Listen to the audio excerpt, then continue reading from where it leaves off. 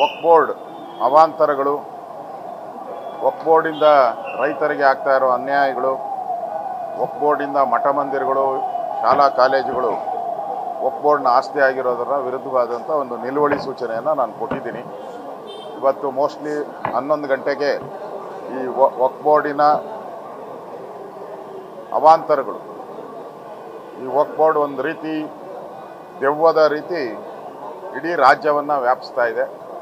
ಅದರ ವಿರುದ್ಧವಾದಂಥ ಒಂದು ಹೋರಾಟವನ್ನು ನಾವು ಈಗಾಗಲೇ ಮಾಡಿದ್ದೀರಿ ರಾಜ್ಯಾದ್ಯಂತ. 11 ಗಂಟೆಗೆ ಅದರ ಚರ್ಚೆ ಆಗುತ್ತೆ. ನಿನ್ನೆ ಪಂಚಮಶಾಲಿ ಹೋರಾಟದ ಬಗ್ಗೆ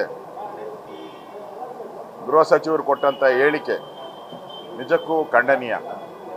ನಾವೇನು ಅವ್ರಿಗೆ ಮುತ್ತಿಡಬೇಕಾಗಿತ್ತ ಅನ್ನೋ ಹೇಳಿಕೆ ಏನಿದೆ, ಆ ಹೇಳಿಕೆನೇ ಆ ಸಮುದಾಯಕ್ಕೆ ಮಾಡಿದಂಥ ಅನ್ಯಾಯ.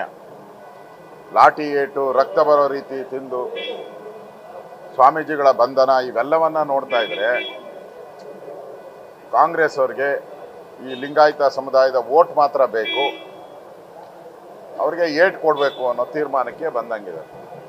ವೋಟ್ ಕೊಡುವಾಗ ಈ ಮಾತುಗಳು ಆಡಲ್ಲ, ಏಟ್ ಕೊಡುವಾಗ ದುರಾಂಕಾರದ ಮಾತುಗಳನ್ನು ಆಡ್ತಾ ಇದ್ದಾರೆ. ರಾಜ್ಯದ ಲಿಂಗಾಯತ ಸಮುದಾಯದವರು ಈಗಾಗಲೇ ಘೋಷಣೆ ಮಾಡಿದ್ದಾರೆ, ನಾವು ಬುದ್ಧಿ ಕಲಿಸ್ತೀರಿ ಅಂತ. ಆದಷ್ಟು ಬೇಗ ಈ ಕಾಂಗ್ರೆಸ್ ಅವ್ರಿಗೆ ಬುದ್ಧಿ ಕಲಿಸ್ತೀವಿ ಅಂತ ನಾನು ಕೂಡ ಅವ್ರಿಗೆ ವಿನಂತಿಯನ್ನು ಮಾಡ್ತಾ ಇದ್ದೀನಿ. ಒನ್ ನೇಷನ್ ಒನ್ ಎಲೆಕ್ಷನ್ ಒಳ್ಳೆಯ ಒಂದು ನಿರ್ಧಾರ. ಕೇಂದ್ರ ಸರ್ಕಾರದ ಈ ನಿರ್ಧಾರಕ್ಕೆ ನಾನು ಸ್ವಾಗತ ಮಾಡ್ತೀನಿ. ದೇಶದಲ್ಲಿ 365 ದಿನದಲ್ಲಿ ಪ್ರತಿ ವರ್ಷದಲ್ಲೂ ಒಂದಲ್ಲ ಒಂದು ಎಲೆಕ್ಷನ್ ದೇಶದಲ್ಲಿ ನಡೀತಾನೆ ಇರುತ್ತೆ.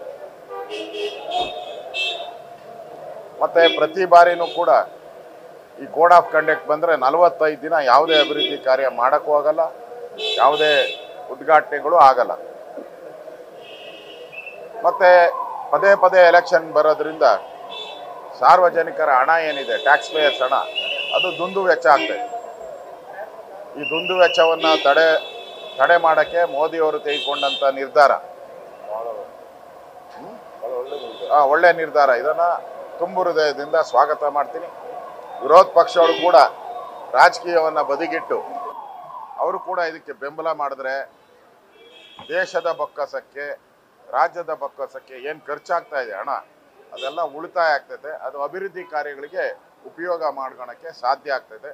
ಆ ದೃಷ್ಟಿಯಿಂದ ನಾನು ಇವತ್ತು ಸ್ವಾಗತ ಮಾಡ್ತಾ ಇದ್ದೀನಿ. ನ್ಯೂಸ್ ಫಸ್ಟ್, ನಿರ್ಭೀತಿಯಿಂದ ನಿಮ್ಮ ಪರವಾಗಿ.